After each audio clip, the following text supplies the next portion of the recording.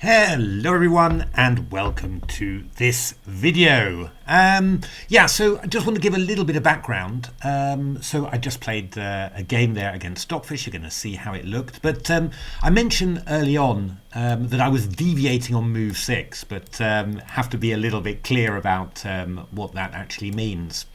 The point was that the first time that I played this line against Stockfish that you see in the game, I replied with the move d5, which was supposed to be pretty good for white, and Stockfish reacted with this very sharp line. Was a very interesting game, only there wasn't a single pawn sideways move played.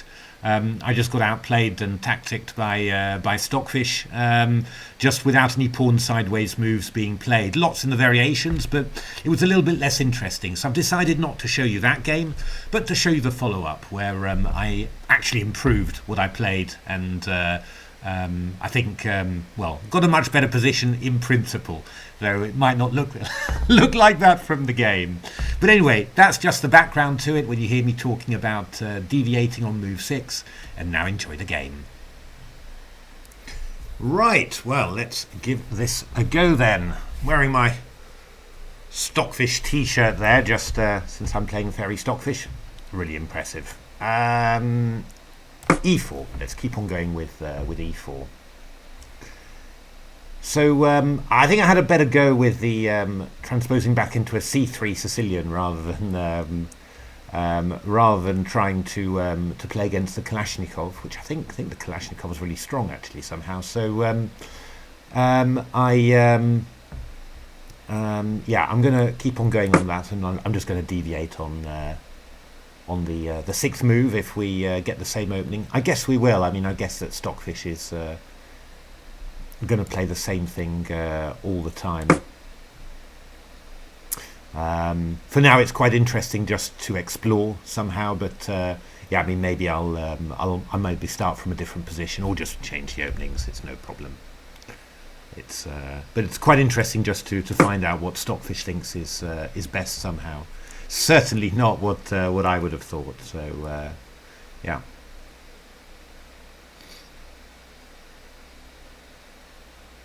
Yeah, it's a bit. I mean, I really do need to play against Stockfish because I'm playing a bit on chess.com, which is the only place where they've got that. It's come on Lichess, get it on Lichess. Otherwise, I'd be there all the time. But anyway, it's on chess.com. But the players who play it are really quite weak. Sometimes I really barely need to use the pawn moves to do anything. So yeah. This is for now. This is probably a better challenge. So yeah, I mean, I played d5 last time. It was quite sharp, and it's one of those lines where the engines say, "Yeah, you're clearly better," and I'm looking at it and I think I don't see it at all. So okay, knight c3 is what I'm going to do here. We're going to see. Actually, slightly interested to see how Stockfish does this somehow. Bishop b4 is possible. D5, knight e4 transposed to our game, but I'll play bishop d3, which looks natural. So okay, d5 is pretty much what I'm expecting there. And then I'm going to play e5, simply because it's the most natural move. And obviously it's the move that you would play in a normal game. So, let's do it.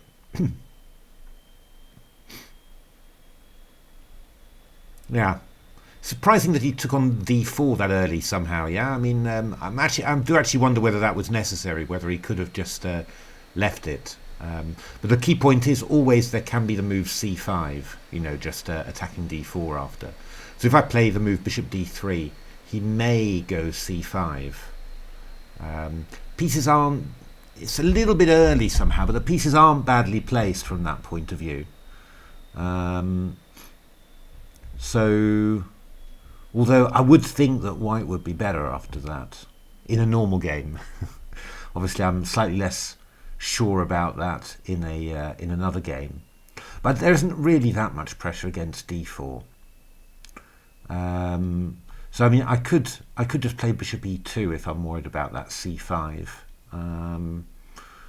just to keep a little bit more on there, or I could just be brave and play bishop d3. Because if black goes f6, which is the other natural move in the French, then I'm most likely going to take, maybe.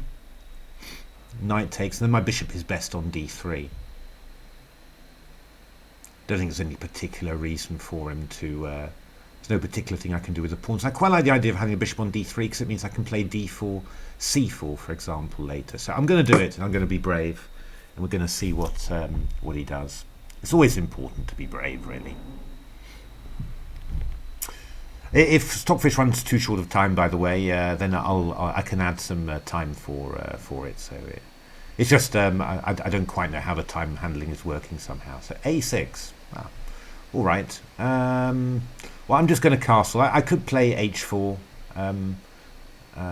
You know, the standard engine style, but I do just want to sort of play sensibly and normally to start with, and then we'll see. So, okay, well, I've got a good French here, basically. Well, if it was a normal game, it would be a good French, put it that way.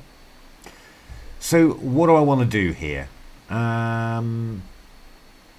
Obviously, one of the typical French ideas is h4, h5. Would lose a pawn for now. Obviously, I'm a bit wary about sacrificing pawns at the moment, really, in this sort of chess.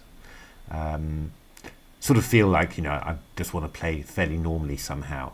So one idea would be just to play the knight round e2 to f4. That's pretty good. That always goes well also with a future h4 plan. And, you know, if black plays b5, it's good to get the knight out of the way. So that's what I'm going to do. I'm going to put the knight on here. And if black plays f6, then knight f4 is a nice move. So I think that's pretty good. It's also vaguely... I mean, anticipating a g5 from black. That might happen from him. I wouldn't put it completely past him. Ah! Oh, there we are.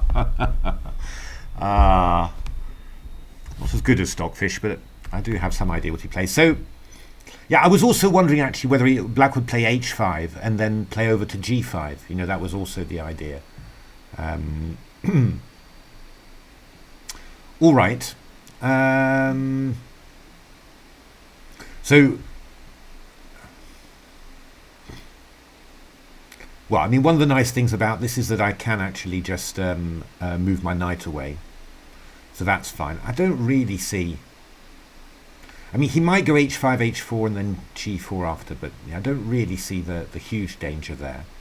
I'm starting to think that what would be good would be to try and start getting my guys going. And I could do it a3, b4, but I'd really want to play a4, b4, and b5. You know, as soon as black starts making these sort of attacks like this, I can knock it over. Yeah, I mean, I've also got the possibility of playing c4 and e4 at some stage. Yeah, that would have been another plan. I might try that some other time, but I could have played rook e1 and then played c4. Yeah, wasn't 100% sure that it was quite what I wanted, but it's maybe interesting as well. I mean, I think what I'm thinking of is to play the move bishop d2 and then look for rook b1 and b4. That's what I'm looking for. So let's do that. In a normal French, this would not be, you know, I wouldn't normally be very worried with white because I've got my pieces perfect here, you know. So alrighty. So I'm going to go back because that's what I need to do.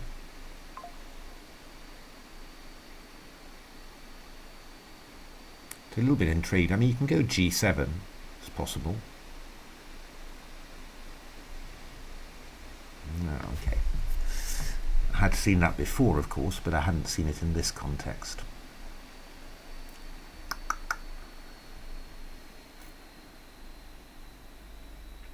I mean, I don't think this is necessarily bad for me, right? But obviously... slightly irritated that I didn't connect this idea of g4 with the idea of c5. That's should have done that, really. But okay, no worries. How do I want to do this?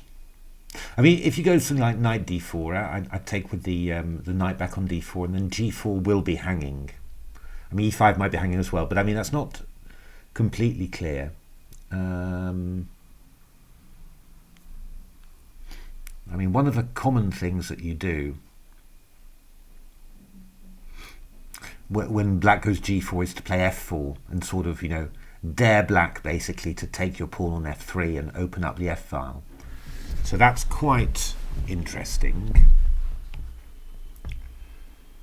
Just after c takes d4, knight c5 might be irritating. Just got to find the right place for my pieces somehow.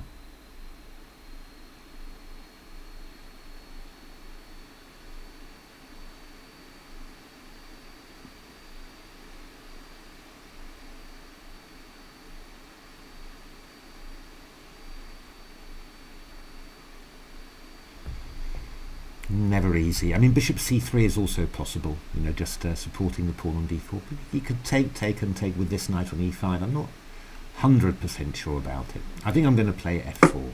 And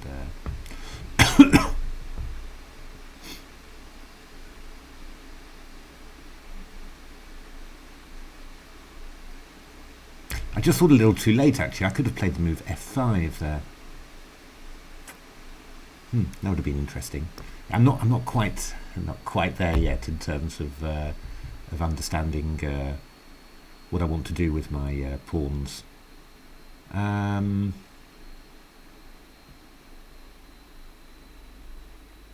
So what I'm thinking of here is just to play the move knight g3. That's what I play in normal chess, hitting the pawn on g4, and well, you can go h5.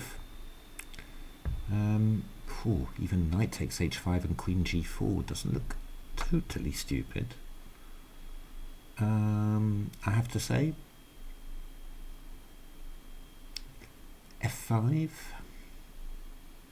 maybe not. Bishop e4, knight d3 feels quite tempting, I have to say. Bishop e4, I could take off first and go rook c1. Yeah, let's do that. It feels like I'm getting my piece of the right square. The danger is that he moves the pawn down to h3 and weakens my king side. That's the big danger, but okay. You know, we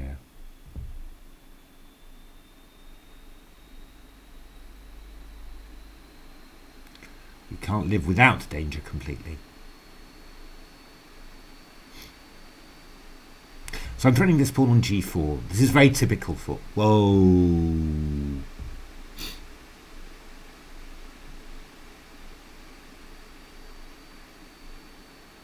Yeah, I hadn't expected that somehow. Yeah, I mean, actually, of course, you know, I'm tending to... I'm a little bit fixed in my mind about where pawns are. I'm still... what's the idea of this? The idea is actually that if I take on c4, he's going to go knight takes e5, takes, and queen d4 check, and then take on c4 after. That's the idea. Which in normal chess would would probably be quite decent for me, but somehow here it doesn't look half as good.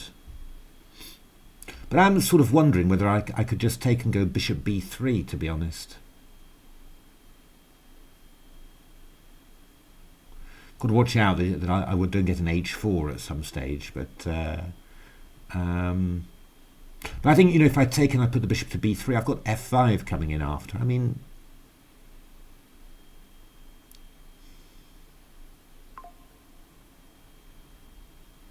yeah, I'm going to do it. I might be missing a bigger tactic. That's that's the worry. But okay, that's not what I expected. I was expecting this knight e5. Okay, so king over to h1. What's he got for me?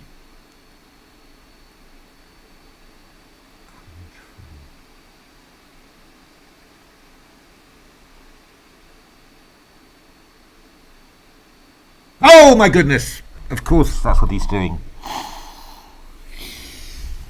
Oh, yeah, he's threatening queen g3, hg, and then g7. God. Oh, God!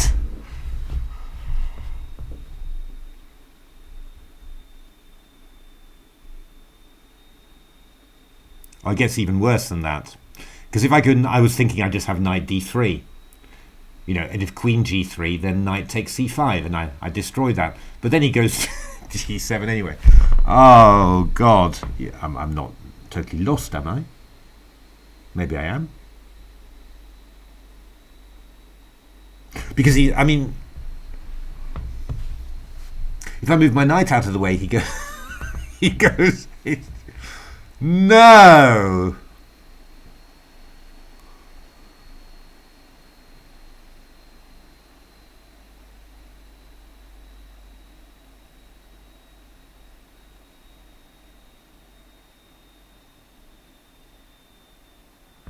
Can't be true.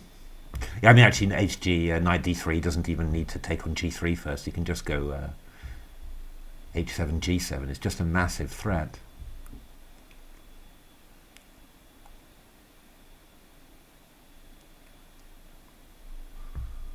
I mean, I could go g to f, g to f2 in order to... But then he goes h7, g7. It doesn't help me covering f2. It's just like I'm totally lost here.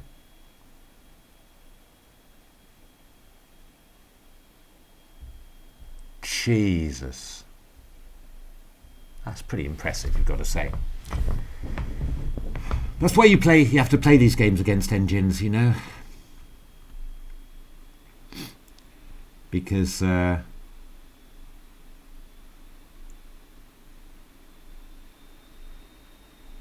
it's really how you learn. Actually, I've just realised that queen h2 is not really a threat, because after king takes g7, I can go knight h5 and escape to g3. So that's all right. It's just the fact that he's just got this immediate threat of h7 to g7. That's the big one. He's not even doesn't even need to beat me brilliantly, right? he's just gonna. Okay. Well, I do have a possible defense, which is queen b3, and after h7 g7, I go h3, and after gh, I go h2.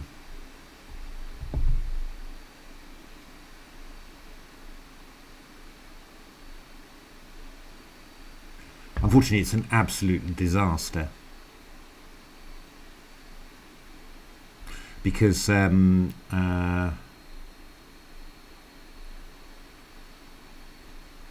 go knight d4 and b5 and have bishop. He's just getting all these pieces. How is this possible?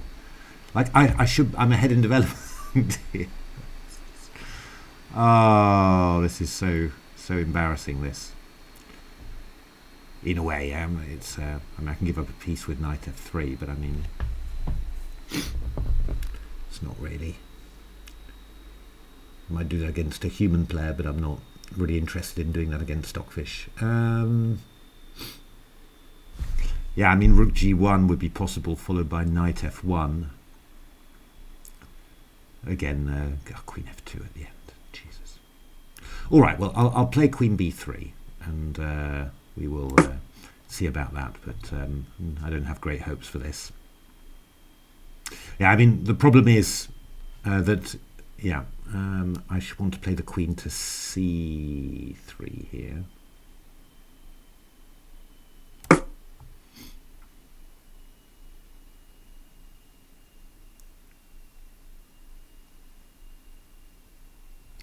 Yeah, okay, so now I'm playing here. My big problem, of course, is that I think he's going to throw in b5 now. Yeah, that's typical. That's what he's doing.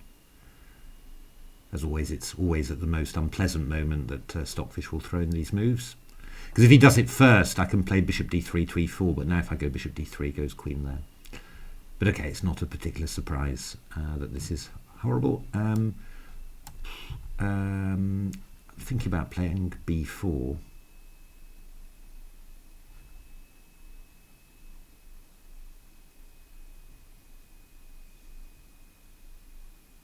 I mean, I think I'm getting mated quite quickly now. Horrific.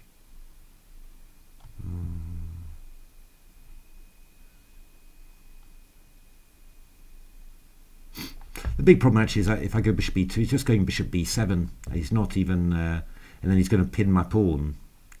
And I can't go king h2 because then he takes on h2. It's just all horrible, this. It's just gone so wrong so quickly. It's unbelievable.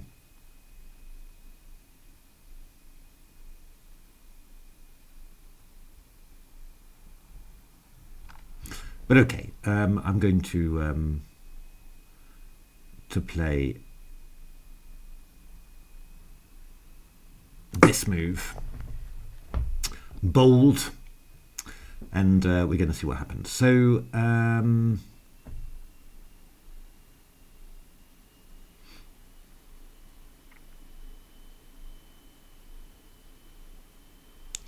yeah, this is kind of nasty.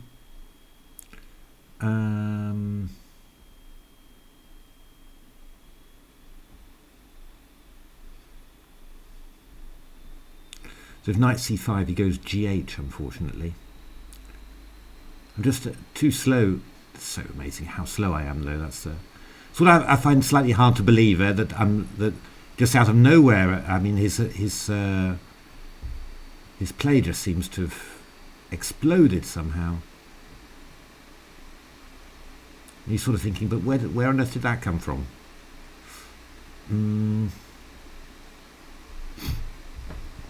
Yeah, I mean, bishop d3. I'm just getting killed. Let's give him the old tactical interlude there. I will play the king to... Oh, he's going to go g3, isn't he? Oh, well, let's...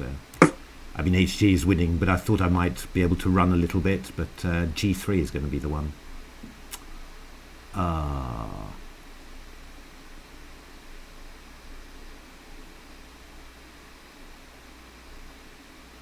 Oh, HG. Okay. Fair enough. Not quite sure why.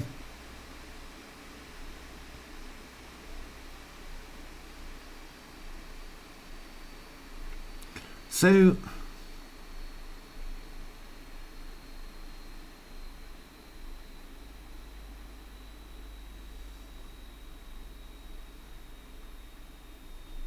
all right, let's just... I guess that we're going to get... Well, I don't know. Ooh. Oh! It was H2. It was G2 H2. Sorry, that shocked me. I've got it's obviously the screen capture, so the 0-1 just made everything move. But yeah, it was G2 H2 checkmate. That was the... I hadn't seen that one. But there we are. Well, that was pretty impressive, wasn't it? Yeah, this G5 to G4, I just hadn't seen it. Then pressure on the centre, and then Queen H4, and yeah, I hadn't... I think, to be honest, I mean, all of those things, the D5 to C5 in the block centre positions, and the Queen H4 and opening the G file had occurred to me, but and opening the H file rather. But I think it was the plan with G5 to G4. I just hadn't appreciated how interesting that was. Because of course it chases away my knight from f3 and just makes the doubling on the h file much more powerful. So presumably I should have reacted somehow much more quickly. I'm not 100% sure how that should be, but yeah, amazing stuff. Well, I hope you're enjoying this, and I'm sure Mr. Beads is having a wonderful time given me losing these games. But yeah, I mean, I hope you're enjoying it. I think it's showing an awful lot about the possibilities, and yeah, you know, what you can do with the game. And to be honest, I really like this. I really do like this sideways pawn. It's enough light chess to you know, to really be quite okay, but it's really just some extra possibilities, extra dynamic possibilities that are coming along. And it's all dynamics really, because you know, structural weaknesses you can repair by moving your pawns you know, to the side. So it's all about making use of the dynamics, and obviously Stockfish is a few light years ahead of me in terms of that. But I hope you enjoyed that, and see you at the next ones.